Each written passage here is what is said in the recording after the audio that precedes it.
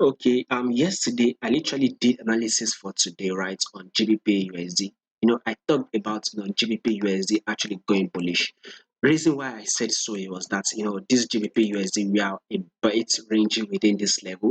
You can see that once price came to this our resistance level, then we had a drop to our support and again movement to our resistance, and now this is a drop to the support. So I told you guys that movement will be made that will come to take out this resistance level. So it was, a bit close to that level. Well, price, what I was expecting that once price come to this resistance level, we will be getting a drop. Well, so eventually price actually gave us a bullish move for today. Not really much though, but I think it was quite good, right? We had about 61 pips by the way.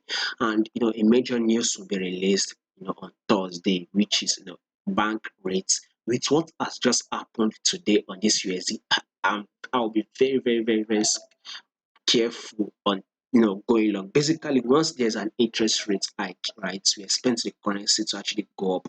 But we also what happened today on this USD, interest rate was increased, but guess what? USD literally dropped, and we can see that Nasdaq actually pushed up massively. We were all expecting Nasdaq to drop today, but it actually went up bullish. So with this type of movement that happened today, I'll be very, very, very careful of what would happen tomorrow on GBP USD. But based on let's trade what we see and not what we think. And let's see if this GBP USD will eventually come to take out this resistance level before it eventually drops. So let's see if price will actually play out that way.